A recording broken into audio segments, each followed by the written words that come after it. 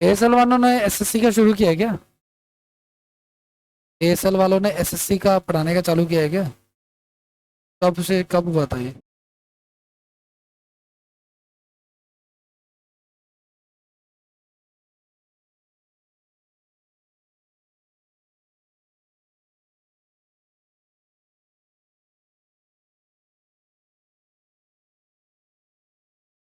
चलो भाई आ जाओ, सुनो। ना ना, पर पता आती रहती है। मुझे क्या फर्क पड़ता है? मुझे फर्क नहीं पड़ता। है। हाँ, गवर्नमेंट जॉब में कोई दिक्कत नहीं है। गवर्नमेंट जॉब में तो बाय डिफॉल्ट गुडविल बनी हुई है। कल तो इवन एक बच्चा आया। मैंने बताया था शायद ये बात। आपके बैच में आया था कॉल मेरे साथ। आ गया था भाई वो रिठाला तक। वो पता नहीं किसी रिश्तेदार पे टिका हुआ है, वो आएगा। मेरे को मन है कि ना आए, तो मैं इतनी दूर से मैं इतना लोड नहीं लेना चाहता। वो चीज़ है। महाराष्ट्र से आया एडमिशन के लिए। ठीक है, हाँ चलो आ जाओ, कोई बात नहीं। देखो शुरू करें। एप्लीकेशन पे अदर स्टेट के बच्चे पढ़ रहे हैं, ऐसी बात नहीं है। दिल्ली के ही अदर इलाकों के बच्चे पढ़ रहे हैं। क्यों? क्या जो?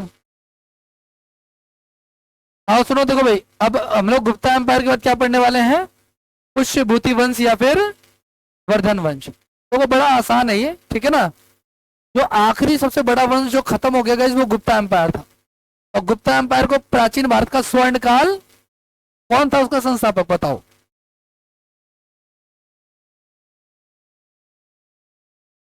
गुप्ता फर्स्ट। श्रीगुप्त था, इतना मारूंगा ना। कह रहा कि कौन था? गुप्ता फर्स्ट था। आखिरी कौन था? गुप्ता लास्ट। ठीक है, ध्यान से आप लोग। तो गुप्ता एम्पायर के बाद नया वंश कौन सा आया? पुष्यभूति या फिर वर्धन। इसलिए क्यों तो कहते हैं क्योंकि इसमें एक राजा हुआ जिसका नाम, जब सबका नाम पीछे वर्धन लग रहा था एक्चुअली। जैसे कि हाँ, हर्षवर्धन, जैसे कि पुष्यभूति वर्धन। तो इस वंश का संस्थापक कौन है? पुष्यभूति ही है। कौन है इसका संस्थापक? और ये गुप्ता काल में जो राजा होते थे ना, उनके अंडर में ही ना सामंत थे। सामंत समझो, उसके अंडर ही काम करते थे। मौका मिला तो ये खुद भी क्या बन गए? राजा बन गए। बात खत्म होगी। उन्होंने अपनी राजधानी हरियाणा के थानेश्वर में बनाया। ठीक है। हरियाणा में क्या जगह चूज की उन्होंने लोगों ने? थानेश्वर। जो है ना, इंपॉर्टेंट है, ध्यान रखना इस चीज का। थानेश्वर को उन्होंने क्या बना दिया? कैपिटल बना दिया। आगे नेक्स्ट की बात करते हैं। और देखो आप लोग, और क्या कह रहे हैं आपका? तो संस्थापक कौन है वर्धन वंश का? पुष्यभूति वर्धन। उसके बाद अगला राजा बनता गया जिसका नाम है प्रभाकर वर्धन। ठीक है ना। और प्रभाकर वर्धन की पत्नी का क्या नाम है? यशोमती मैया से बोले नंदलाला। ठीक है ना। तो प्रभाकर वर्धन की पत्नी का क्या नाम है? ठीक है ना। इसने जो है ना, प्रभाकर वर्धन ने टाइटल होल्ड कर रखा था। ये लोग उपाधियां लेते थे, एग्जाम में उपाधियां आती हैं। ठीक है ना। क्या उपाधि ली थी इसने? महाराजा धीराज की उपाधि ली थी। किसकी उपाधि ली थी? और एक परम भट्टकारक की उपाधि ली थी। ठीक है, दो टाइटल से होल्ड किए थे। अब यार पता है तुम्हें, मैं पहले पढ़ाता था ना, मुझे लगता था ये उपाधि उपाधि बेकार की चीज है, बच्चों का बर्डन बढ़ा दिया, मैं नहीं पढ़ाता था। लेकिन मैं अपने नोट्स कंपेयर करता हूँ ना जब पॉपुलर टीचर से। आपने देखा होगा यूट्यूब पे बड़ा फेमस टीचर है परमार करके। परमार एसएससी करके जीके के पढ़ाते हैं, नहीं सुना तो बहुत अच्छी बात है। ठीक है। ठीक है ना। तो परमार, उनका मैंने नोट्स फिर देखे, तो उसमें देखा टाइटल पढ़ा रखा। मैंने कहा इस आदमी ने टाइटल क्यों पढ़ा है इस सर जी ने? तो देखा एग्जाम में टाइटल पूछे जा रहे हैं, तो इसकी वजह से तो टाइटल हमें रखना पड़ेगा। तो परम भट्टकारक और आपका क्या था? दो टाइटल लिए। महाराजा धीराज की उपाधि किसने ली थी? किसका बेटा था ये? कुछ, ठीक है ना। इसकी पत्नी का नाम यशोमती। अब प्रभाकर वर्धन के तीन बेटे थे गए, राज्यवर्धन, हर्षवर्धन और राजश्री पान मसाला। ठीक है ना। तीन, एक बेटी होगी, दो बेटे हो गए। बड़ा बेटा कौन है? तो फिर राजी गद्दी पे कौन बैठेगा? तो शिष्टाचार लोग हो ना, शिष्टाचारी वाले लोग हैं। ठीक है ना। मुगलों की तरह थोड़ी कि गला काट के राजा बनना है। ठीक है ना, वो चीज है। ये बेचारा अपना चिल कर रहा है। छोटा बेटा है, चिल कर रहा है। जब बड़ा भाई संभाला तो टेंशन किस बात की, ऐश कर रहा है ये। राजा का बेटा वैसे ही है। इन लोगों ने जो है ना, इन लोगों का एरिया पहले कहाँ था? हरियाणा साइड में था। कहाँ था? इन्होंने अपनी बेटी की शादी जो है ना, किसकी, राजश्री की शादी जो है वो कन्नौज में कर दी। कहाँ कर दी? कन्नौज में कर दी। कन्नौज में इनकी शादी हो जाती है किसकी? ठीक है ना, पिता जा चुके हैं, राजा कौन है? छोटा भाई अपना चिल कर रहा है। ठीक है ना, अब इसकी शादी कन्नौज में हो जाती है, और कन्नौज का राजा पता कौन है? कन्नौज का राजा होगा ना, तो राजा से तो शादी करेंगे ना इसकी। ठीक है, तो कन्नौज का राजा है जिसका नाम है ग्रहवर्मन। क्या नाम है कन्नौज का राजा का? ग्रहवर्मन भाई। और जब ये लोग दिल्ली में बैठ करके कन्नौज में शादी कराते, कन्नौज में राजश्री की शादी होती किससे? ग्रहवर्मन से। अब कन्नौज के बगल में एक जगह है जिसका नाम है क्या? मालवा। क्या जगह है? तो मालवा के राजा देवगुप्त ने क्या कर दिया? ग्रहवर्मन की हत्या कर दी। क्या कर दी भाई? ग्रहवर्मन की। समझे आप लोग?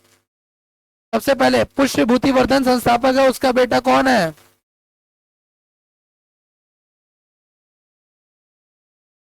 परम भट्टाचार्य की उपाधि ली थी, प्रभा प्रभाकर वर्धन।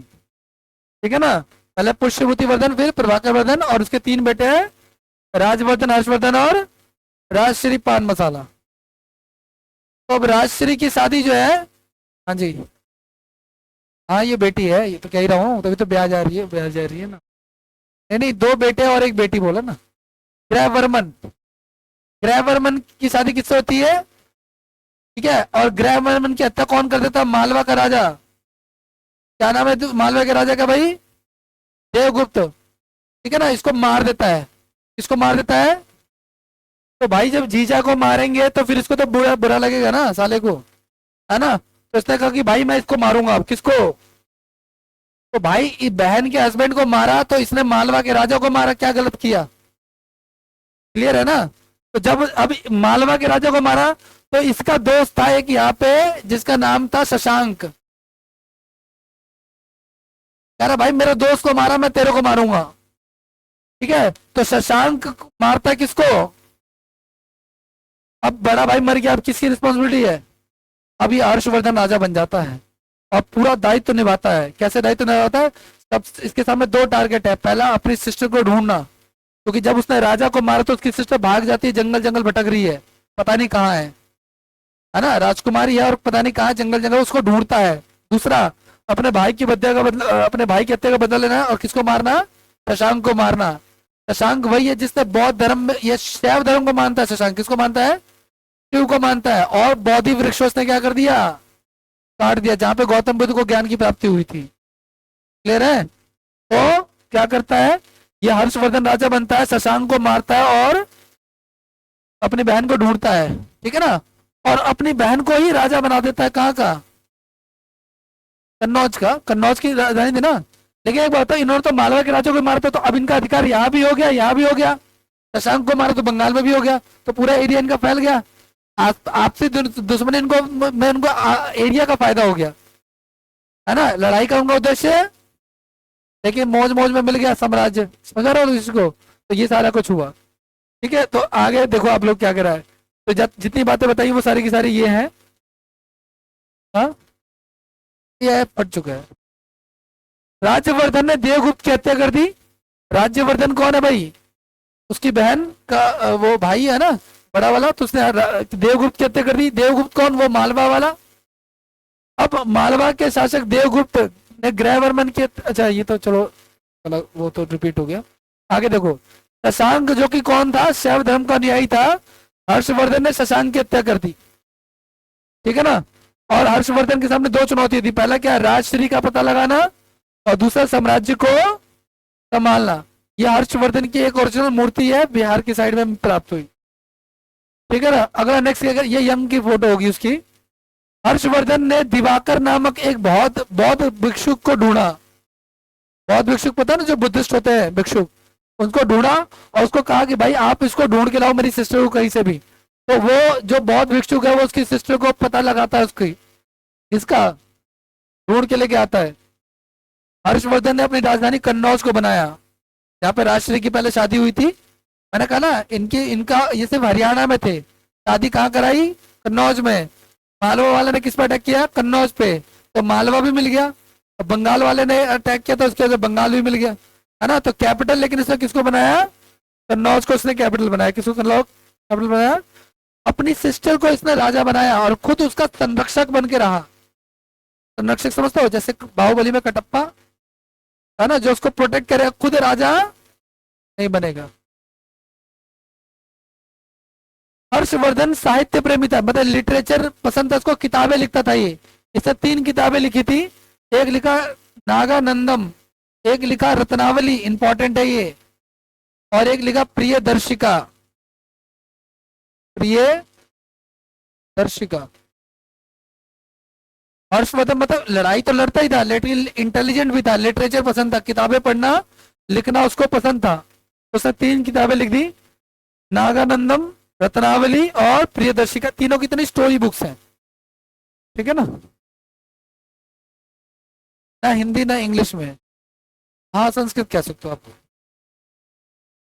उस समय हिंदी नहीं होती थी, उस समय होती थी, जैसे आपने अशोक के टाइम पे पढ़ा ना, ब्राह्मणी, खरोष्ठी, अरमाई, ग्रीक, है ना, तो ब्राह्मणी भाषा होती थी। उसी ब्राह्मणी से डेवलप होकर आज की हिंदी बनी है। अगर आप हिंदी का इतिहास पढ़ोगे तो आज की जो हिंदी है वो पहले नहीं होती थी, वो समय के साथ डेवलप हुई है। आज आपके नाम क्या है? किसी का नाम राजू है, किसी का नाम सोहन है, इनके नाम क्या है? प्रभाकर वर्धन, ऐसे बड़े बड़े नाम। तो भाई उस समय का ट्रेंड वो था, अब ये है। आज से 100 साल बाद हो सकता है कि हम लोग पूरी तरीके से, हो सकता है कि वेस्ट के कल्चर में आ जाए और अपने नाम के अपने बच्चों के नाम हम लोग अंग्रेजों के नाम पे रखना चालू कर दें, ठीक है ना, वो चीज है। अब ध्यान से सुनो आप लोग, गाइस राजा महान होता है हर्षवर्धन, एंशियंट टाइम का एक बड़ा पॉपुलर राजा है। कैसा राजा है? ठीक है ना। और राजा महान होता है अपने दरबारी से। किससे महान होता है? उसके दरबारी जितने महान होंगे राजा उतना ही महान होगा। तो उसके दरबारी में सबसे पॉपुलर जो व्यक्ति आता है उनका नाम है बाणभट्ट। क्या नाम है? ट्रिग्नोमेट्री की खोज, है ना। बाकी इन्होंने 2 किताबें लिखी थी, एक लिखा इन्होंने कादम्बरी, क्या लिखा इन्होंने, और एक लिखा हर्ष चरित्र। क्या लिखा इन्होंने? हर्ष चरित्र। हाँ हाँ, ये बायोग्राफी है राजा की, ठीक है ना। तो इन्होंने 2 किताबें लिखी, हर्षचरित और ये लेटेस्ट मैंने एग्जांपल, मतलब ये बुक अभी भी अवेलेबल है, लेकिन ये अंग्रेजों के द्वारा लिखी हुई है, और ये एक्चुअल हर्षचरित नहीं है। मैंने इसको गूगल से डाउनलोड किया, अमेजोन से। ये एक्चुअल बस समझाने के लिए मैंने, इंटरेस्टिंग बनाया रहे इसलिए मैंने डाल रखा है, ठीक है। आगे नेक्स्ट की बात करते हैं। हर्षवर्धन को भारत का अंतिम हिंदू सम्राट कहते हैं। क्या कहते हैं इसको? अंतिम हिंदू सम्राट। सम्राट टाइटल उसके साथ लगेगा जो बड़े इलाके को रूल करेगा। गुप्ता एम्पायर का एरिया बहुत बड़ा था, इनका भी एरिया बड़ा हो गया बाय डिफॉल्ट, तो सम्राट उसी के आगे लगे जो लगभग पूरे भारत में जिसने कैप्चर कर रखा हो, ठीक है ना। अभी हर्षवर्धन सोच रहा है कि 3 को तो मैंने लपेट दिया, कन्नौज मुझे मिल गया है, मालवा मुझे मिल गया, बंगाल मुझे मिल गया है। अब सोच रहा हूँ साउथ की तरफ भी थोड़ा बहुत हाथ मार मार लेते। जब ये सब तुक्के में मिल गया तो वो क्या पता चाहेंगे तो मिल ही जाएगा, तो वो अटैक करता है, साउथ की तरफ जाता है वो, ठीक है ना। और साउथ में क्या होता है गाइस, साउथ में जो है ना एक राजा मिलता है उसको, आगे मैं आपको बताऊंगा।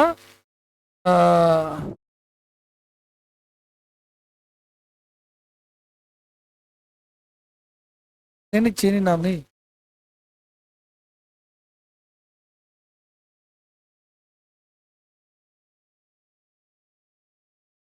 ये देखो, हर्षवर्धन ने पूरे उत्तर भारत को जीत लिया, कश्मीर पे को नहीं जीत पाया, ठीक है ना। अब ये सोच रहा है कि दक्षिण भारत में से शुरू करता हूँ अभियान। दक्षिण भारत में जब अटैक करता तो दक्षिण भारत में उस समय एक वंश चल रहा था, इसका नाम था चालुक्य वंश। क्या था दोस्तों? उसको हरा दूंगा, पुलकेशिन वहां का राजा, चालुक्य वंश का राजा कौन है? पुलकेशिन सेकंड। वो पुलकेशिन सेकंड उसको हर्षवर्धन को मारता है भगा भगा के, नदी में दौड़ा दौड़ा के मारता, तलवार लेके पीछे पीछे उसके, है ना। वो नदी में भाग रहा है बिना नाव के, है ना।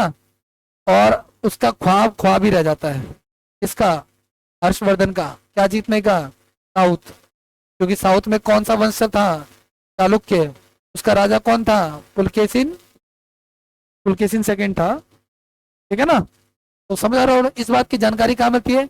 अब जो जीता है वो अपने बारे में बखान करेगा ना, तो पुलकेशिन सेकंड ने एक पत्थर गड़वा दिया, ठीक है, इसको अभिलेख कहते हैं। क्या कहते हैं इसको? उस पर लिख दिया कि भाई मैंने हर्षवर्धन को बहुत मारा है, ये लिखा, देखो दूसरी लाइन लिखा है, हर्षवर्धन को बहुत मारा है, ठीक है। एग्जाम में यही से आएगा, तीसरी लाइन से, बहुत इंपॉर्टेंट है।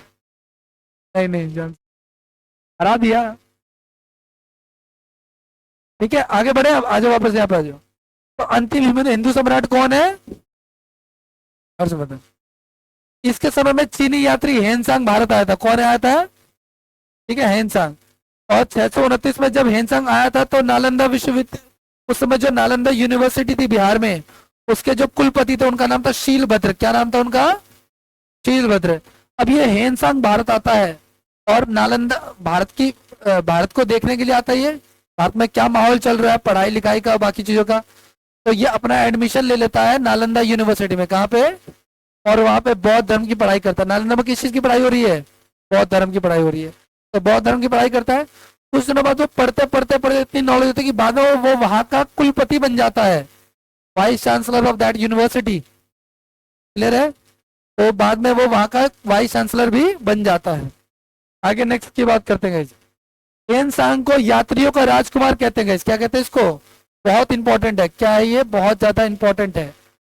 यात्रियों का राजकुमार कहते हैं। अगर आप नहीं चाहते हो ना कि आपका सिलेक्शन रुके, आप चाहते हो आपका सिलेक्शन जल्दी हो जाए, बिना कम बर्डन में, कम समय में, भागने की कोशिश करो। आपको दिक्कतें होंगी लेकिन हमें इकट्ठा नहीं करना। आप जैसे पढ़ा रहा हूँ, इतने दिन पढ़ा दिया हिस्ट्री, लेकिन आपने अभी तक एक बार भी पीवाई क्यों नहीं देखा, किताब लेके नहीं आए, कोई चर्चा नहीं की, आपका नुकसान है, आगे बहुत पछताना पड़ेगा। अच्छे बच्चे कैसे?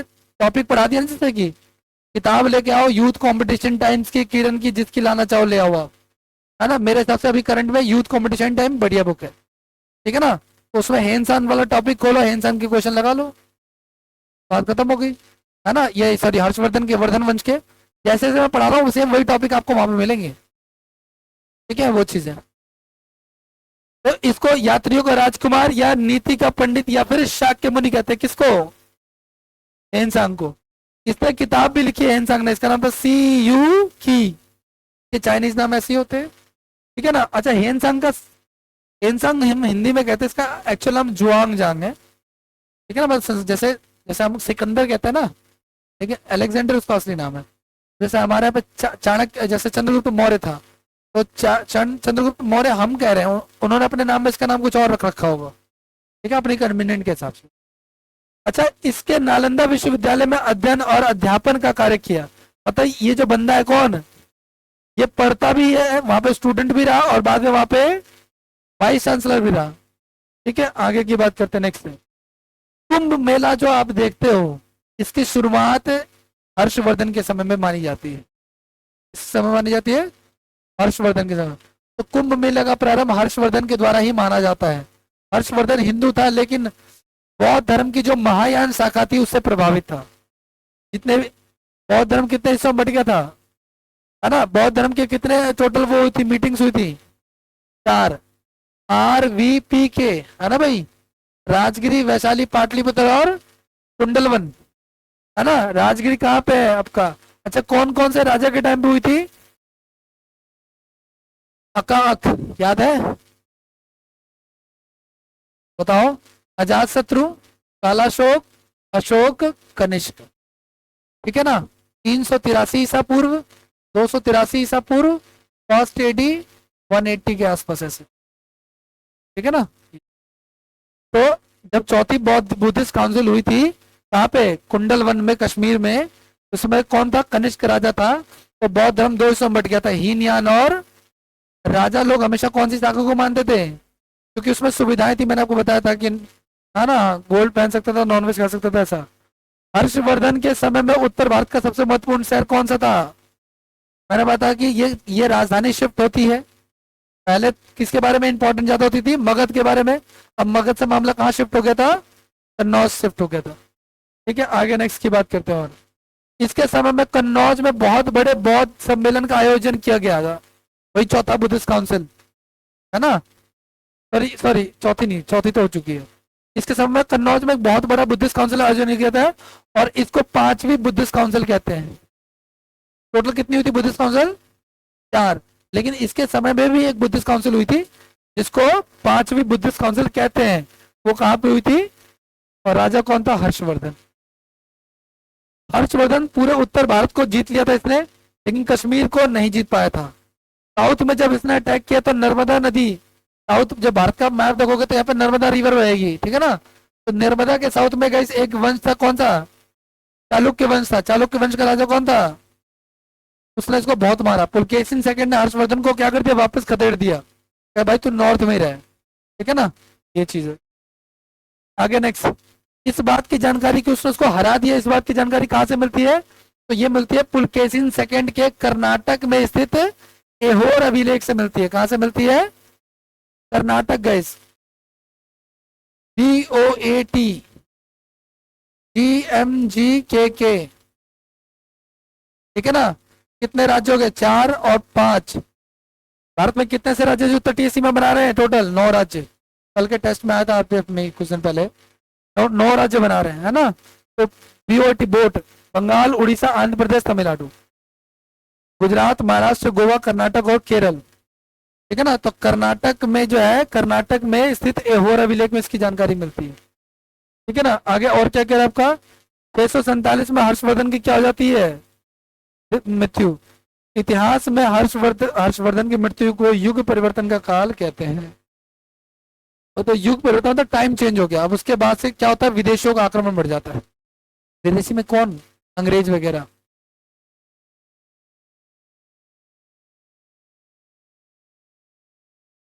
बोलो सर।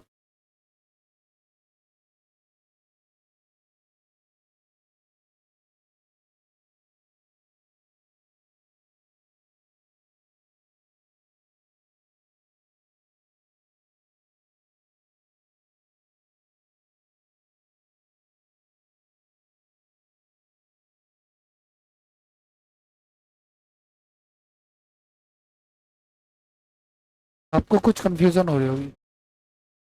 हर्षवर्धन फेमस राजा था, ये बात सही है, लेकिन वो एक युद्ध हारा है, वो पुलकेशिन सेकंड से। बल्कि हाँ, ये आप स्टेटमेंट उसके लिए कहते हैं ना, समुद्रगुप्त के लिए, याद है? ठीक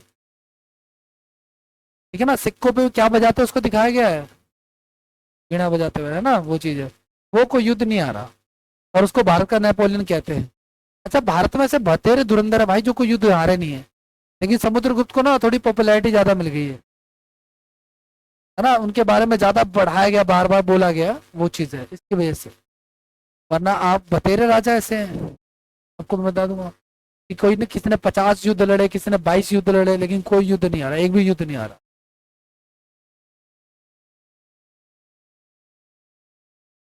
नहीं थे भाई, अपना एम्पायर बचा रहे हैं। देखो, इस हर्षवर्धन के टाइम पे ना,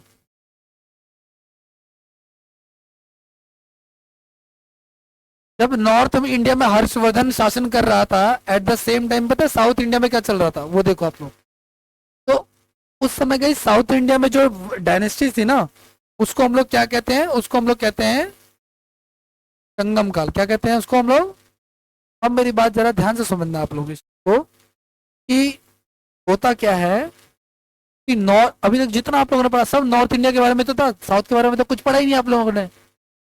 तो साउथ वालों को लगा कि कल को बच्चे भाई एसएससी की तैयारी करेंगे तो हमारे बारे में तो सिलेबस में कुछ लिखा ही नहीं होगा, उन्होंने कहा कि कुछ तो होना चाहिए। तो वो क्या करते हैं? वो सबसे पहले मीटिंग बुलाते हैं कि भाई हमारे जितने, मीटिंग बुलाओ पहले तो, किस चीज की मीटिंग भाई? जितने भी इंटेलिजेंट लोग हैं सब इकट्ठा होंगे साउथ में, और बुक्स लिखेंगे किसके रिगार्डिंग? साउथ के रिगार्डिंग, साउथ की हिस्ट्री के रिगार्डिंग, समझ पा रहे हो लोग? तो उसी मीटिंग को कहा जाता था संगम काल। क्या कहा जाता था? संगम का होता क्या? मिलना, एक तरह से संगम का क्या होता? मिलना। तो मिलने वो लोग है ना। ऐसी टोटल कितनी मीटिंग हुई? 3। कितनी मीटिंग हुई? 3 मीटिंग। लेकिन इन तीनों मीटिंग का कोई खास बेनिफिट नहीं हो पाया। जैसे कि अच्छा, साउथ में आपको पता है, साउथ में ना 3 डायनेस्टीज होती थी, 3 वंश होते थे। उनका नाम था आपका ये, एक का नाम था चोल, चोल, चेर और पांडे। साउथ में कितनी डायनेस्टी थी टोटल? चोल, चेर और पांडे, 3 डायनेस्टी थी, ठीक है ना। और तीनों डायनेस्टीज में जो पांडे वंश है ना, वो कहता कि भाई मैं मीटिंग करवाऊंगा, मुझे तो, मैं चाहता हूँ कि हिस्ट्री, जब बच्चे एसएससी की तैयारी करें कल को तो हमारे बारे में पढ़ें। तो ये तीनों मीटिंग का खर्चा कौन उठाता है? स्पॉन्सरशिप कौन दे रहा है? हार्दिक पांड्या, ठीक है ना। तो ये बुलाता है बाहर से, किसको? अलग अलग लोगों को, इंटेलिजेंट लोगों को बुलाता है, और उनके आने जाने का खर्चा, उनके होटल का खर्चा, फ्लाइट का खर्चा, टेलीफोन बिल सब पे कर रहा है कि भाई कुछ ये लिखेंगे ये लोग हमारे बारे में अच्छा अच्छा। ठीक है ना। अरे तुम, आप समझो जो समझाने की कोशिश कर रहा हूँ, समझो आप लोग। देखो सुनो, तो देखो 1000 ईस्वी से लेकर 250 ईस्वी के मध्य में दक्षिण भारत में पांड्य राजाओं का संरक्षण में 3 विशाल सम्मेलन हुए। कितने हुए? और किसके किसके संरक्षण में हुए? पांड्य, है ना भाई।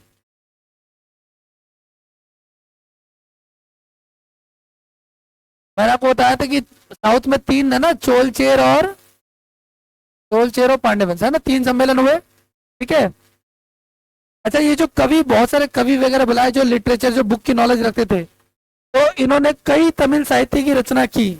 जो संगम मीटिंग हुई इसमें कई बुक्स लिखी गई, लेकिन समय के साथ वो सारी बुक्स डिस्ट्रॉय हो गई। किसी ने अटैक कर दिया, किसी ने जल गया, डूब गया, कट गया, जो भी हो गया।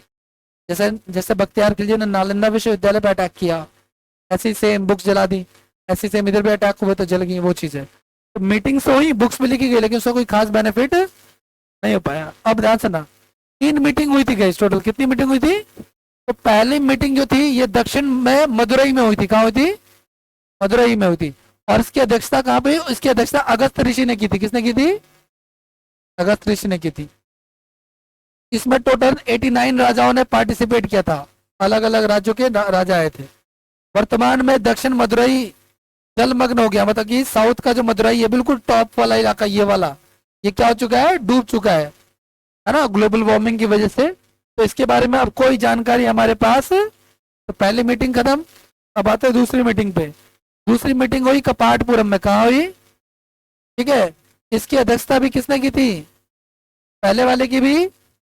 लेकिन पहले देखो, अगस्त ऋषि ने स्टार्टिंग में अध्यक्षता करी थी, लेकिन बाद में इसको जो है तोलकापियर ने इसकी अध्यक्षता की। किसने की थी?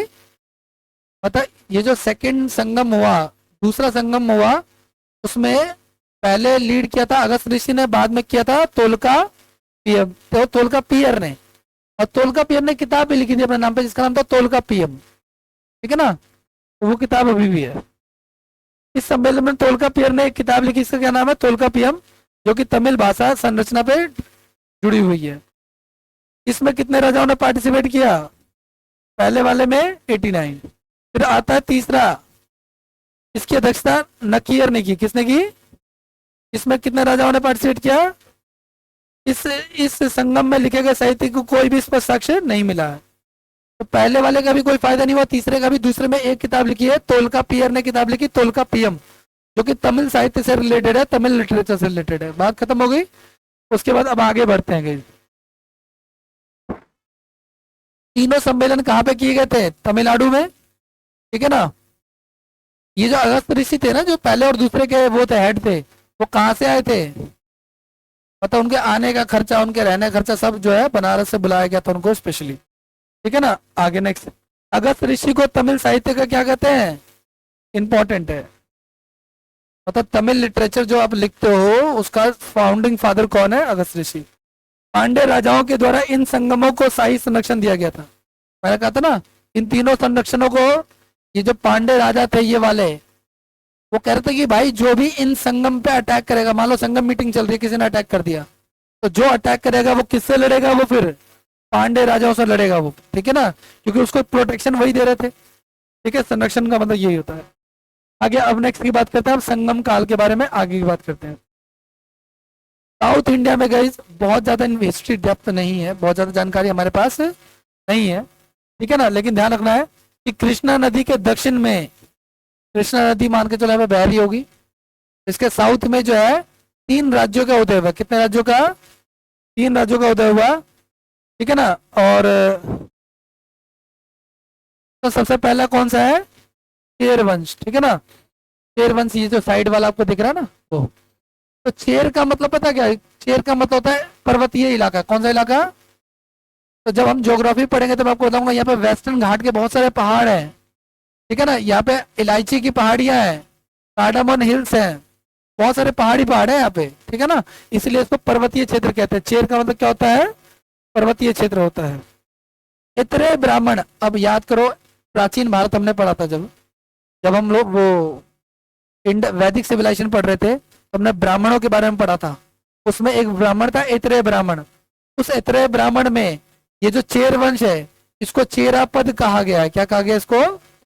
चेरा पद कहा गया। और जब मैंने वहां पे पढ़ाया था तो ये बात मैंने बोली भी थी क्लास में, आप वीडियो खोल करके देखना, आपको मिल जाएगा। ठीक है ना। नेक्स्ट की बात करते हैं। और क्या आपका, अशोक ने भी अपने शिलालेखों में इसको, ये जो चेर वाले हैं ना, इनको क्या कहा है? इनको केरल पुत्र कहा है। केरल के रहने वाले हैं तो केरल पुत्र कहा है। इसके बारे में, इनकी राजधानी क्या थी? इनकी राजधानी बंजी थी, क्रूर, क्रूर या फिर बंजी। इनका जो बंजिंग जंपिंग वाला कर लो, इनका जो मैप था, वो इनका जो झंडा था वो कैसा था? ये तीर धनुष टाइप का। ठीक है ना। इनका राज्य चिन्ह क्या था? धनुष था। इस वंश का प्रमुख बंदरगाह मुजारिश था। और ये लोग कहाँ से व्यापार करते थे? रोमन वगैरह से व्यापार करते थे। मतलब कि इंटरनेशनल बिजनेस इनका तभी भी चल रहा था। ठीक है ना। इनके पास, चूंकि ये किनारे पे, तो जाहिर सी बात है इनके पास बंदरगाह तो है ही ना, है ना, जहाज आ सकते हैं आराम से, तो उसका फायदा इन लोगों ने उठाया। अब चेर वंश का जो प्रथम शासक था उसका नाम था उदयन जरेल। क्या नाम था उसका? जरेल। अगला शासक था शेन गुटवन। शेन गुटवन, है ना। पहला उदयन जरेल, दूसरा है शेन गुटवन। इसको लाल चेर भी कहा जाता है। क्या कहा जाता है इसको? लाल चेर। इस वंश का सबसे प्रतापी शासक शेन गुटवन था। ठीक है ना। जो सबसे पावरफुल था वो शेन गुटवन था। हाँ जी। इस वंश का अगला शासक था आदि गमान। क्या नाम था? इसके समय में ही ना साउथ इंडिया में गन्ने की खेती प्रारंभ होती गई। ठीक है ना। जब ये राजा था उस समय, दूसरी सदी के अंत में गई, 190 ईसा पूर्व में चेर वंश क्या हो गया? खत्म हो गया ये वंश, फिनिश। उसके बाद नेक्स्ट वर्ड आता है हमारा पांड्य वंश। पांड्य वंश के बारे में मैंने आपको बताया, तीनों संगम काल को स्पॉन्सरशिप किसने दी? संरक्षण किसने दिया? ठीक है ना। इसका अर्थ होता है प्राचीन देश। हाँ, पांड्या का मतलब क्या होता है? प्राचीन देश। लेकिन इन तीनों में प्राचीन है कौन? शेर। ठीक है ना। इसकी राजभाषा क्या थी? तमिल। ये समाज कैसा था? मैट्रियाकल सोसाइटी था, यानी कि मात्र, मतलब महिलाओं को बहुत ज्यादा इज्जत देते थे लोग। ठीक है ना। ये था। और मोतियों का देश था। तुम्हें पता है कि समुद्र के किनारे मोती मिलेंगे सीपीयू में। ठीक है ना। तो मोतियों का देश था, इसको कहते थे। पांडे राजाओं ने ही तीनों संगम का आयोजन किया था। आगे नेक्स्ट, पांडे वंश की प्रथम जानकारी हमें मेगास्थनीज की पुस्तक से मिलती है। मेगास्थनीज कौन? मेगास्थनीज कौन? चाणक्य नहीं, चाणक्य मेगास्थनीज थोड़ी है। चंद्रगुप्त मौर्य जो राजा बना ना, तो उसने सेल्यूकस निकेटर को हराया था। कि बेटी से शादी करी थी, बहु बतासे से। एक आदमी भी आया था साथ में, राजदूत, का नाम था मेगास्थनीज। उसने किताब लिखी थी इंडिका। उस किताब में इसका जिक्र है। ठीक है ना। तो मेगास्थनीज की पुस्तक इंडिका में इस वंश की जानकारी, हमें पांड्य वंश की जानकारी। हाँ भाई कह लो, जो कह लो। ठीक है। वैसे राजदूत था। ठीक है ना। तो पांड्य वंश का क्षेत्र कौन सा था? तमिलनाडु के साउथ वाला इलाका, ये जो दिख रहा है ना आपको, ये सारा इलाका पांड्य वंश का था। ठीक है। इनकी राजधानी क्या थी? मदुरई में। वो तीनों संगम जो ऑर्गेनाइज होता मदुरई में हुए थे, तमिलनाडु में ही। इनका ऑफिशियल वो क्या था? फ्लैग क्या था? मछली, है ना। मछली उसमें भी है। अभी वर्तमान में यूपी गवर्नमेंट का मैप देखा आप लोगों ने? यूपी गवर्नमेंट का आप लोग, यूपी गवर्नमेंट का वो देखोगे ना आप लोग,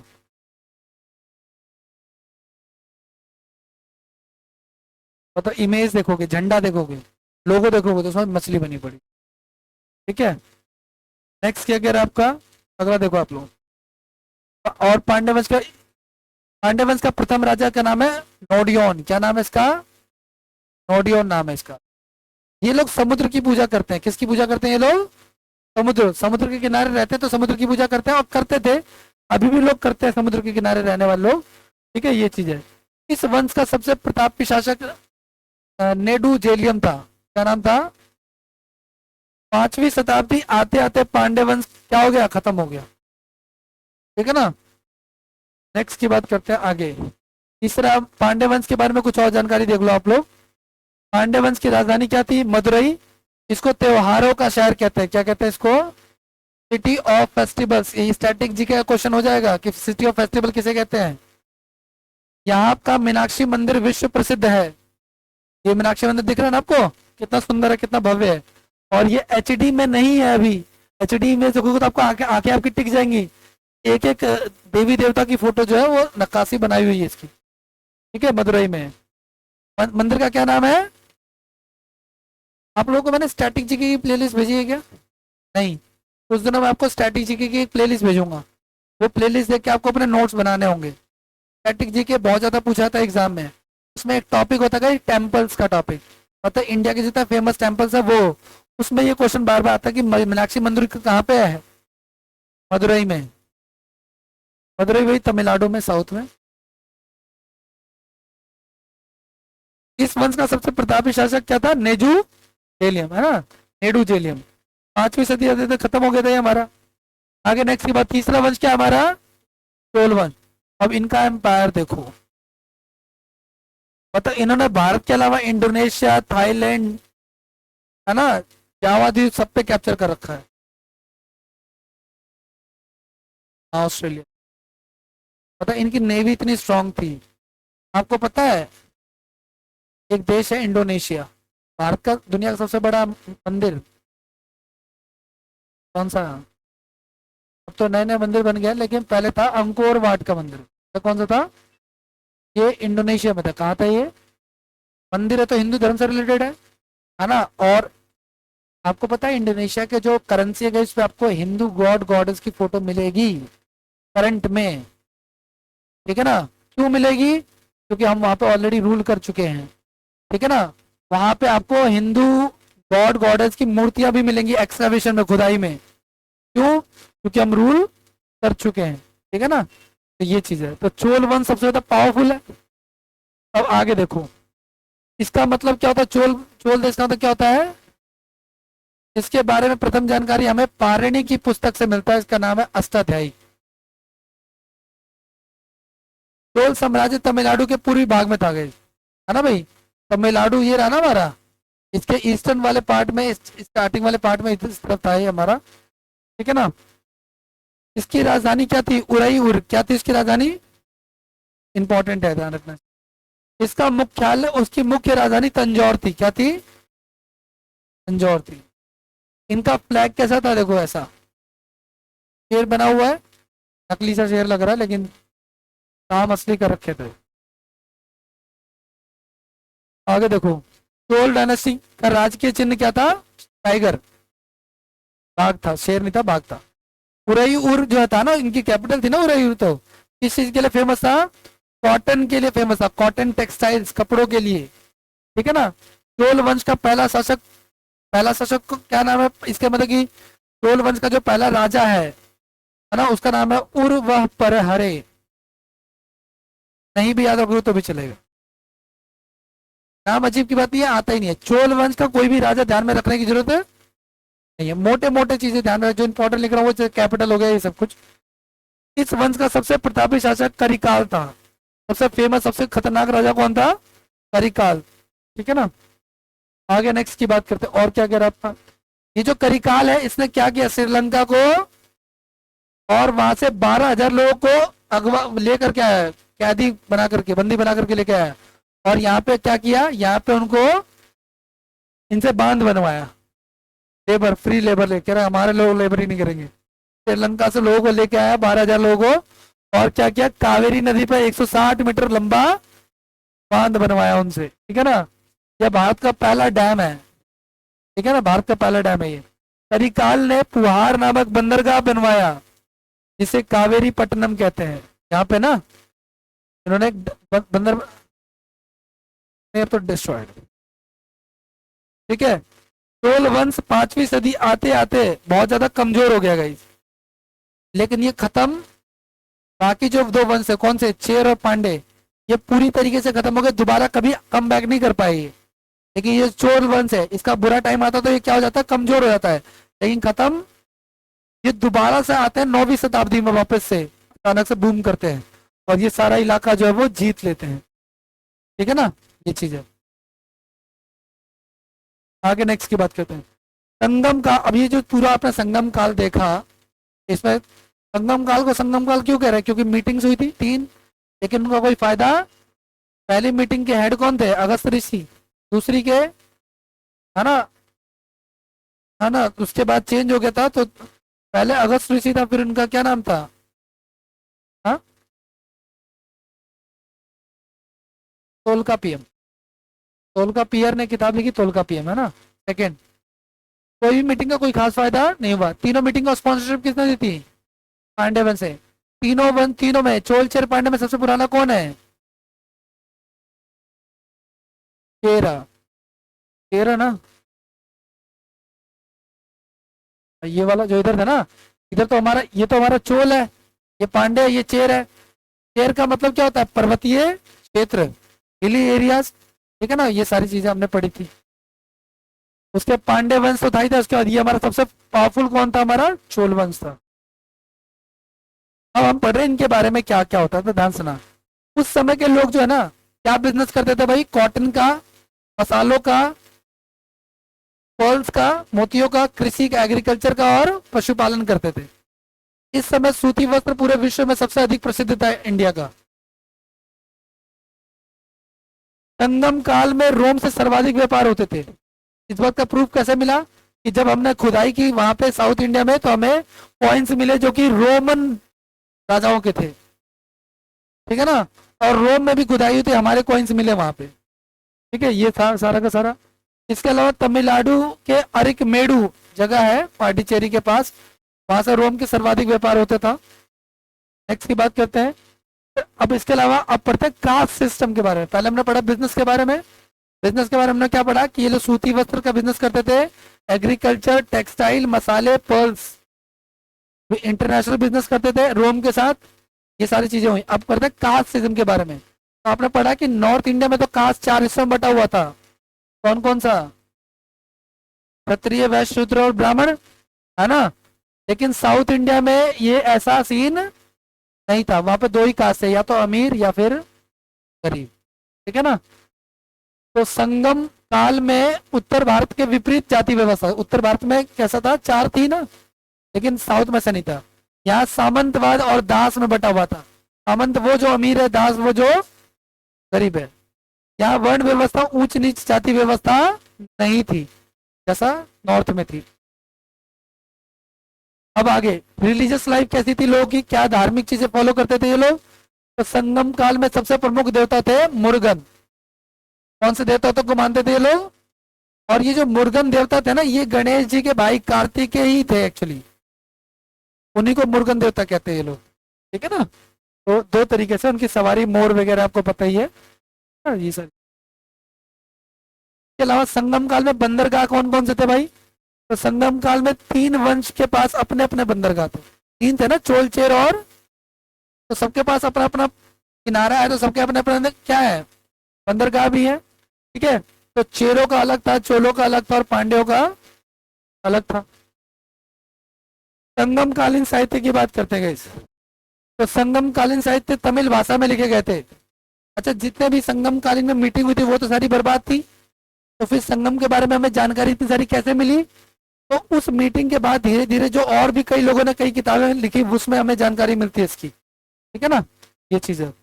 तो एक तो किताब वो याद है, तोलका पियर ने लिखी थी, वो बच गई। एक का नाम था तिरुकुलाल या कुराल की किताब थी। ये किससे रिलेटेड है? तमिल साहित्य से रिलेटेड है। एक आपका जीवक चिंतामणि, है ना, किताब है, इसका संबंध जैन धर्म से है। इसमें भी जो है साउथ के बारे में जानकारी मिलती है। एक है आपका शिल्पाधिकारम, इसका संबंध भी जैन धर्म से है, इसमें भी साउथ के बारे में जानकारी। कुछ किताबें हैं, कुछ एक ऐसे लिटरेचर हैं जो जिससे जानकारी मिलती है। ठीक है ना। तो ये सारा का सारा था। ठीक है, रिवाइज कर लें एक बार। हर्षवर्धन से पढ़ रहे थे हम लोग, पुष्यभूति या फिर वर्धन वंश। शुरू करें। तो पुष्यभूति वंश का संस्थापक क्यों खा रहे हो? घर में भी टोकते होंगे? नहीं, तो टोकते होंगे। चलो आज सुनो। तुमको देख के मेरे छोटे भाई की याद आ गई। Same same habit. चलो कोई बात नहीं। तुमने मैम ने नहीं मारा?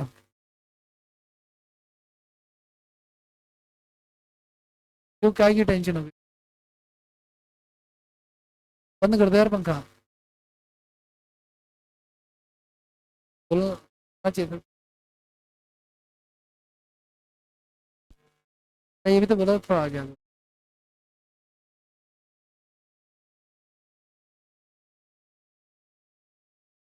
तो ठीक है, कोई बात नहीं, सुनो मेरी बात ध्यान से। सबसे पहले बात करते हैं पुष्य भूति या फिर वर्धन वंश की, है ना। संस्थापक कौन है? पुष्य भूति वर्धन। उसके बेटा का क्या नाम है? उसके बेटे का क्या नाम है? पुष्य भूति वर्धन वंश के बेटे का क्या नाम है? प्रभाकर। प्रभाकर वर्धन। प्रभाकर वर्धन के कितने बच्चे हैं? तीन। तीन बीन तीन। अच्छा, राजवर्धन, हर्षवर्धन और राजश्री पान मसाला। ठीक है ना। राजश्री की शादी किससे हो जाती है, कहाँ पे होती है पहले बताओ? कन्नौज। कन्नौज में कौन सा राजा है? ग्रहवर्मन। ग्रहवर्मन के ग्रह कौन खराब कर देता है? मालवा का राजा देवगुप्त। देवगुप्त नाम था ना। तो मालवा का राजा देवगुप्त उसके ग्रह खराब कर देता है, उसको मार देता है, शनि भारी कर देता है उसको। ठीक है ना। और उसके बाद फिर अब जीजा जी की हत्या होगी तो भाई तो बदला लेगा ना। तो फिर राजवर्धन किसको मार देता है? देवगुप्त को।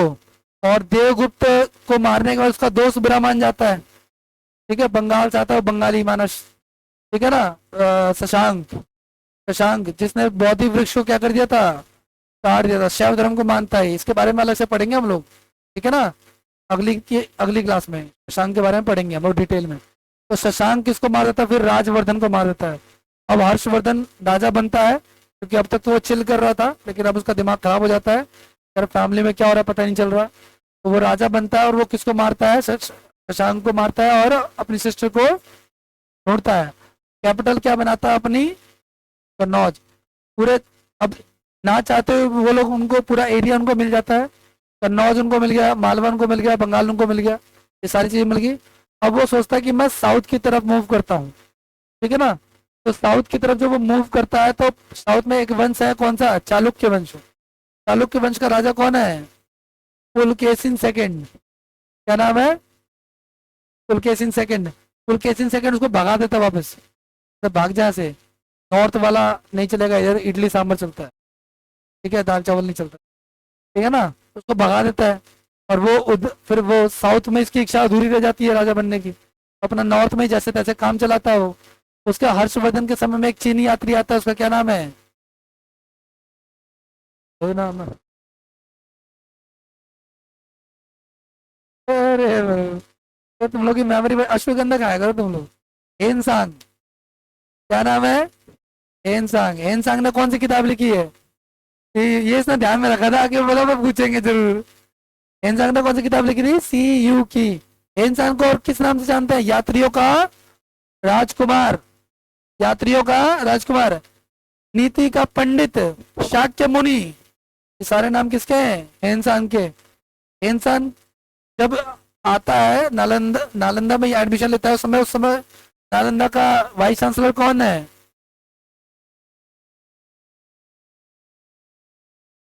शीलभद्र। क्या नाम है? शीलभद्र। कौन है नालंदा का वाइस चांसलर? शीलभद्र। और जो हेनसांग है वो कुछ दिनों बाद तो कुछ दिन तो पढ़ता है, फिर पढ़ाता भी है। अच्छा, हर्षवर्धन के समय में ये कौन सा मेला शुरू हुआ था? कुंभ मेला। कुंभ मेला शुरू हुआ था। ठीक है ना। ये सारी चीज, हर्षवर्धन की डेथ हो जाती है बाद में, फिर हर्षवर्धन का मामला खत्म हो जाता है। ठीक है ना।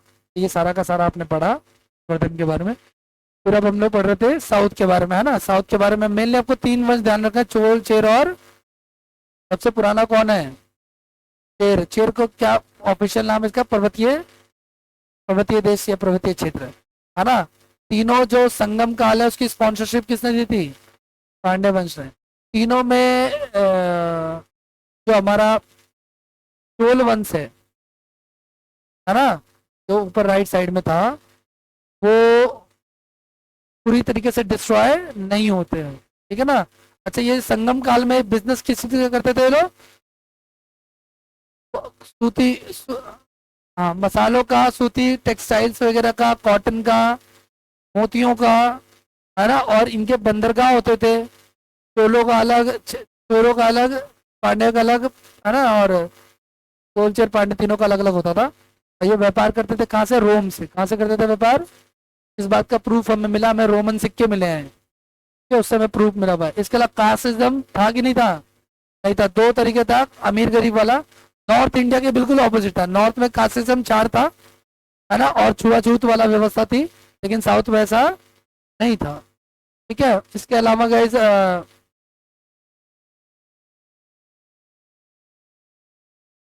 हाँ, रिलीजियस मैटर क्या था इनका? रिलीजन क्या था? ये लोग मुर्गन को देवता मानते हैं। मुर्गन जो कि कार्तिकेय, भगवान कार्तिकेय है, शिव जी के बड़े पुत्र, है ना। ये सारी चीजें पढ़ी, आगे बढ़ जाए आप। ऐसे ऐसे मैंने आपको पढ़ पढ़ के रिवाइज कराना। अगर ऐसे आप हिस्ट्री रिवाइज करो ना बोल बोल के, उसके बाद टिप्स पे आ दोगे सर बताए। लेकिन इसका रोज आपको किताब बोल बोल के खत्म करनी पड़ेगी। सबसे पहले आपने खोला, सबसे पहले आपने खोला, हिस्ट्री खोल दिया। फिर मैंने आपको लिखा कि भाई इतिहास के 3 हिस्से हैं, प्राग ऐतिहासिक, आगे ऐतिहासिक, ऐतिहासिक। प्राग ऐतिहासिक के 3 हिस्से हैं, आगे ऐतिहासिक के 2 हिस्से हैं, ऐसे करके बोल बोल के जब आप करना कंप्लीट करो तब आपको हिस्ट्री याद होगी। तब जाको आपको एग्जाम में क्वेश्चन लड़ने चालू होंगे। और मैं गारंटी से कह रहा हूँ, 20 दिन का टारगेट सेट कर लो कि मुझे 20 दिन में इतिहास खत्म करना है ना। 20 दिन में एंशियंट, मिडिवल और मॉडर्न खत्म करना है। तो फिर एक दिन का कितना हो जाएगा? लगभग 20 का एक तय कितना होगा हमारा? लगभग 6 दिन। 6 दिन में आप मिडिवल खत्म कर लो, सॉरी 6 दिन में आप प्राचीन भारत खत्म कर लो, 6 दिन में आप मिडिवल खत्म कर लो, 6 दिन में आप मॉडर्न खत्म कर लो। समझ रहे हो bro? ऐसे ही बोल बोल के रिवाइज करना पड़ेगा, तब जाके जी के याद होगी, टिप्स पे याद होगी, है ना। अब वही है, जैसे अभी एक बार बोला, अभी आपको अभी भी याद नहीं हुआ होगा, है ना। जैसे हर्षवर्धन को किसने हराया था?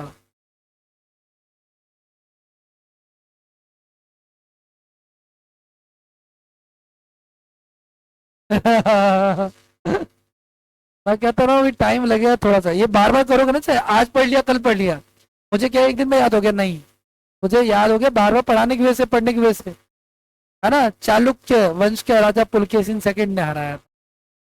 चारू चारू कर रहे थे तुम तो। चालुक्य, समझ में आई बात आपको? तो ऐसे बोल बोल के आपको रिवाइज करना है।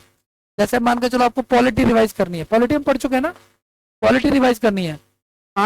नोट्स जहाँ पे बनाना है ना, वहाँ पे स्टार्टिंग में सारे सारे आर्टिकल्स लिख लो और अमेंडमेंट लिख लो। मेन तो आधी पॉलिटी के क्वेश्चन तो वहीं से आना है, आर्टिकल और अमेंडमेंट से।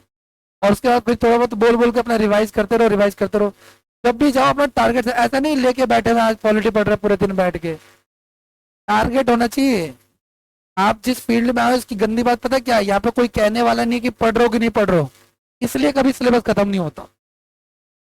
समझ रहे हो इस चीज को आप लोग? आप खुद टारगेट से रहो कि मुझे 2 दिन, 3 दिन, 4 दिन में पॉलिटिक्स खत्म करनी है, तो खत्म करनी है। फिर खुद से आपको प्रेशर फील करना पड़ेगा, कोई कहने वाला। और यही दिक्कत है इस फील्ड की, सबसे बड़ी दिक्कत है। आप में से कितने लोग मिस करते हैं इस चीज को कि यार कि होमवर्क वाला सिस्टम होना चाहिए? करते हो ना, जैसे अभी क्या है कि जैसे स्कूल में होता है होमवर्क होना चाहिए प्रॉपर, डेली कुछ बोले करने के लिए, तब जाके तो कोई नहीं करेगा। वो प्रॉब्लम ये है। ये तो मैं इतना बोल देता हूँ, हम लोग की क्लास होती है बाय डिफॉल्ट, हम लोग इंटरेक्ट हो जाते हैं। वरना बाहर की क्लासेस में आप जाओगे जहाँ पे बड़ी फैकल्टीज हैं, बड़े टीचर से तो इंटरेक्शन ही नहीं हो रहा है। 2-2 हजार बच्चे जहाँ पे पढ़ रहे हैं, वहाँ टीचर से इंटरेक्शन ही नहीं हो रहा है। इसीलिए वहाँ पर जितने सिलेक्शन हो रहे हैं उससे ज्यादा रिजेक्शन हो रहे हैं। रिजेक्शन वालों को कोई पूछ नहीं रहा है। प्रॉब्लम ये है। इसीलिए बार बार कह रहा हूँ कि जी के ऐसे नहीं पढ़ी कि आज लेके बैठ गए, पढ़े बोल के पेज बैठे हुए, पहली लाइन पढ़ी, 2 घंटे बाद फिर से पहली लाइन ही पढ़ रहे, है ना, आगे नहीं बढ़ रहे हैं। वो चीज़ नहीं। अपना एक, आप नोट्स खोल लिए, नोट्स पढ़ लिए, और अपने रफ पेज एक ले लो आप लोग, या रफ कॉपी ले लो, और डायग्राम से ड्रॉ करते जाओ, मोटे मोटे चीज़ें लिखते जाओ। जब मैंने अभी आपको पूछा वो सारी चीज़ें करते जाओ बार बार, सारी चीज़ें।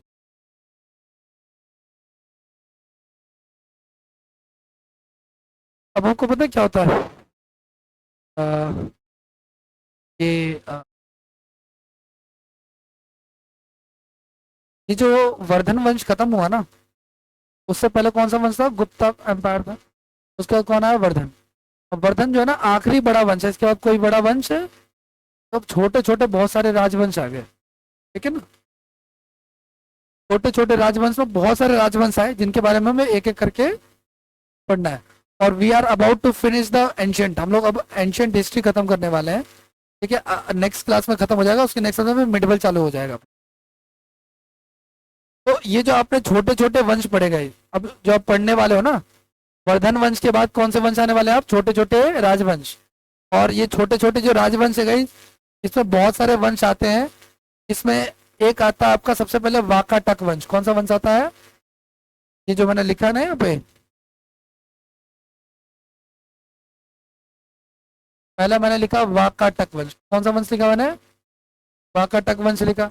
इसके अलावा फिर आएगा आपका चालुक्य वंश, वो पुलकेशिन सेकंड वाला याद है ना, तो चालुक्य वंश इसमें आ जाएगा, वो भी छोटा सा था, ठीक है। इसके अलावा पल्लव वंश आ जाएगा, क्या आ जाएगा इसमें, पल्लव वंश आ जाएगा। इसके अलावा आपका चोला आ जाएगा, चोला दोबारा आ जाता है ना 9वीं सेंचुरी में, याद है ना, चोल वंश दोबारा 9वीं शताब्दी में दोबारा आता है।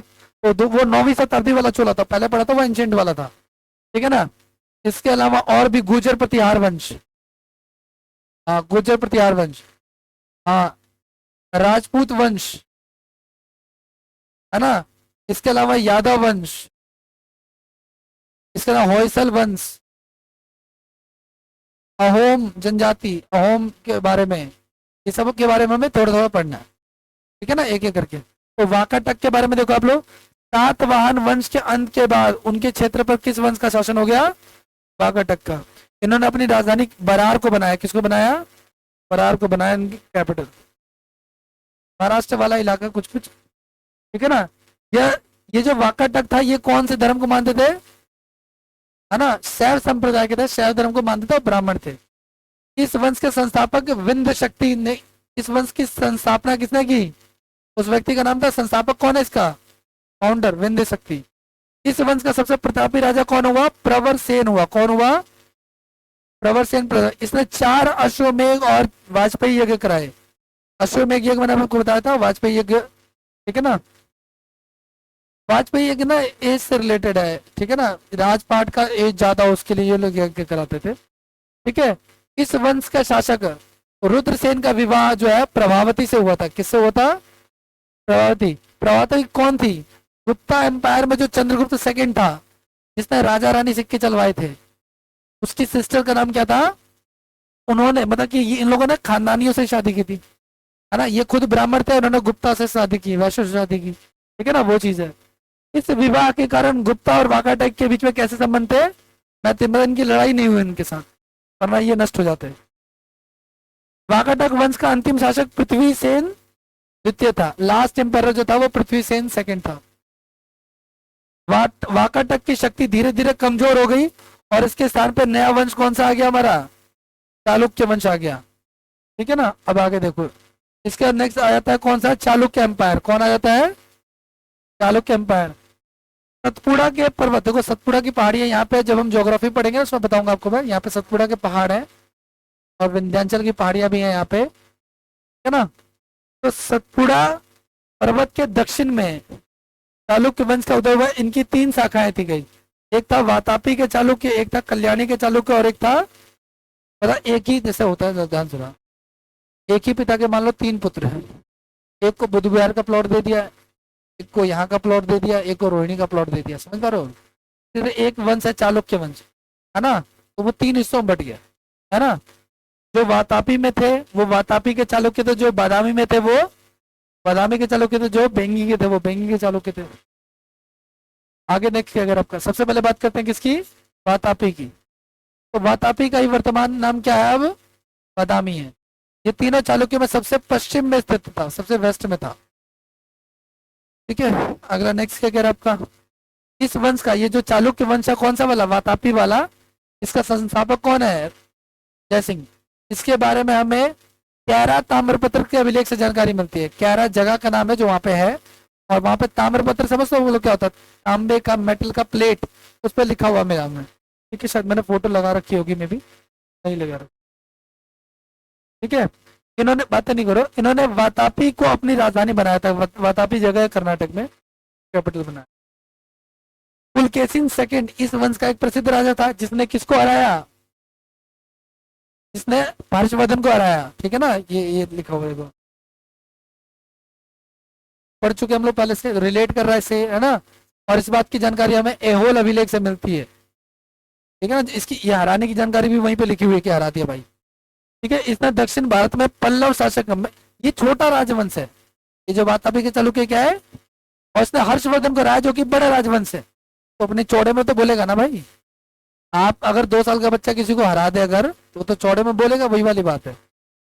ठीक है, इसमें दक्षिण भारत में पल्लव शासक, अब मेरी बात जरा ध्यान से सुनना, ये जो बंदा है, ये जो वातापी के चालुक्य ना यहाँ पे जो बैठे हुए हैं, ठीक है, इन्होंने हर्षवर्धन को हराया।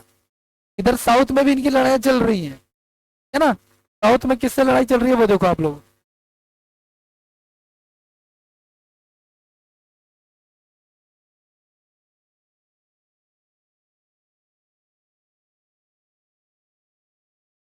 देखो सुनो, इसने दक्षिण भारत के पल्लव शासक महेंद्र वर्मन को भी हरा दिया। ठीक है ना, दक्षिण भारत में किसको हरा दिया, पल्लवों का शासन था, महेंद्र, पल्लव वंश के बारे में पढ़ेंगे ना अभी हम। तो महेंद्र वर्मन को हरा दिया, और उसकी राजधानी क्या थी, उसकी राजधानी कांची को जीत लिया। समझ पा रहे हो आप लोग, समझना आप लोग, हाँ जी। ये लोग क्या थे, महाराष्ट्र में शासन करते थे। इसने हर्षवर्धन को तो हराया, साउथ में इसने किसको हरा दिया, महेंद्र, और उसकी कैपिटल भी एक्वायर कर ली जाकर के। ठीक है ना, हाँ नहीं अभी नहीं बता, पल्लव वंश का है ये, पल्लव वंश के बारे में भी आएगा, जब पल्लव के बारे में पढ़ेंगे तो ये जानकारी वापस से आएगी। पुलकेशिन सेकंड ने दोबारा पल्लव वंश पर आक्रमण किया। तो जब पहली बार महेंद्र वर्मन को हरा दिया कांची पर अधिकार के लिए, दूसरी बार भी कर लूंगा, तो इसने दोबारा अटैक किया। लेकिन दूसरी बार क्या हुआ कि महेंद्र वर्मन का बेटा था, उसका क्या नाम था, नरसिंह, उसने भाई उसको भगा भगा के मारा। इसको, ये पुलकेशिन सेकंड को, है ना, और वहां तक उसकी कैपिटल में ले जाके मारा उसको। ठीक है ना, तो उसका पीछा, नरसिंह वर्मन ने इसे पराजित कर दिया और इसका पीछा करते हुए उसकी राजधानी वातापी तक पहुंच गया। ठीक है ना, और वातापी को जीतकर उसने वातापी कोंड की उपाधि ली। किसने, तो नरसिंह वर्मन ने अपने फादर का बदला ले लिया हरा करके। ठीक है ना, अब फिर इसके बेटे को बुरा लग गया, किसके बेटे को, अब वो उसको मारेगा, इसको, नरसिंह वर्मन को। ठीक है ना, आगे देखो आप लोग, पुलकेशिन सेकंड के दरबार में 641 ईसा पूर्व में वो ह्वेनसांग जो हर्षवर्धन में आया था, ये किसी की टीम का नहीं था, ये हर किसी के दरबार में जा रहा है। पहले हर्षवर्धन के था, हर्षवर्धन का दुश्मनी था ना पुलकेशिन सेकंड, जो लड़ाई हुई थी, तो इसके दरबार में भी आता है। ठीक है ना, पुलकेशिन सेकंड के राजकीय कवि का क्या नाम था, रवि कीर्ति। पुलकेशिन सेकंड के बाद अगला राजा कौन बना, विक्रमादित्य। कौन बना, विक्रमादित्य लिख लेना यहाँ पे। ठीक है ना, इसने पल्लवों की राजधानी कांची पर अधिकार करके नरसिंह वर्मन को हराया इसने वापस से। ठीक है ना, अपने पिता के पराजय का बदला लिया, किंतु अपने शासन के अंतिम समय में पल्लव शासक परमेश्वर वर्मन से पराजित हो गया। लड़ाई चल रही है, देख रहे हो आप लोग। पुलकेशिन सेकंड ने सबसे पहले किसको हराया, महेंद्र वर्मन को ना, महेंद्र वर्मन को हराया इसने, उसकी कैपिटल पर अधिकार कर लिया। फिर महेंद्र वर्मन का बेटा कौन है, नरसिंह वर्मन, इसने हटाया, इसने हराया इसको, है ना। फिर अब इसका बेटा कौन है, ये विक्रमादित्य, इसने हटाया, इसने जाके अटैक किया किस पे, कांची पे, है ना। नरसिंह वर्मन पे अटैक नहीं किया, नरसिंह वर्मन मर चुका था शायद, कि डायरेक्ट कोई लड़ाई नहीं है। ठीक है, उस समय कौन राजा था इसकी कोई खास जानकारी नहीं है। तो इसने अपने पिता का बदला लिया और वहां पे जाके कैप्चर कर लिया। लेकिन आखिरी समय में क्या हुआ, वहां का राजा जो था ना परमेश्वर वर्मन, वो वापस अपने क्या इसको भगा देता है, विक्रमादित्य, और वापस अपना राज्य स्टैब्लिश कर लेता है। पुलकेशिन सेकंड के बाद अगला राजा विक्रमादित्य बना। इन्होंने पल्लव की राजधानी कांची पर अधिकार करने के लिए अपने पिता पराजय का बदला लिया, किंतु अपने शासन के अंतिम समय में पराजित हो गया। अब इसके बाद नेक्स्ट है हमारा विक्रमादित्य प्रथम के बाद चालुक्य वंश का अगला शासक विनयादित्य हुआ।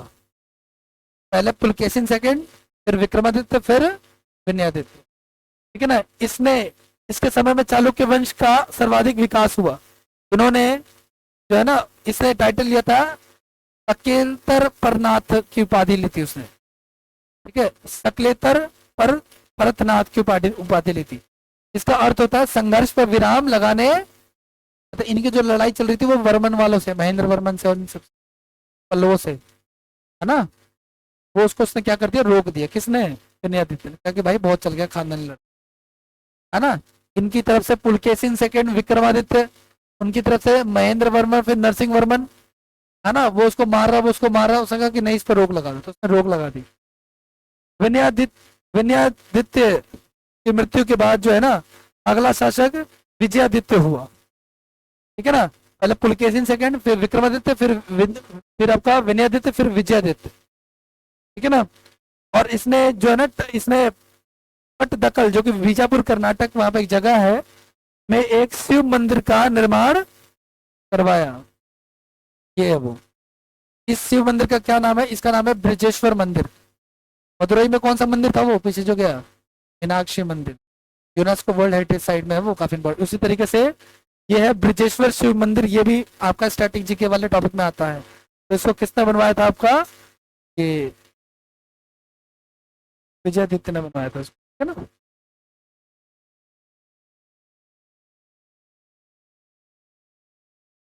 इसके बाद नेक्स्ट है आपका पल्लव वंश, वो जो महेंद्र वर्मन वाला था ना, ये इसको नेक्स्ट क्लास में पढ़ेंगे, इस पे ये रोक। हाँ, रिवीजन इसका कर लो। साउथ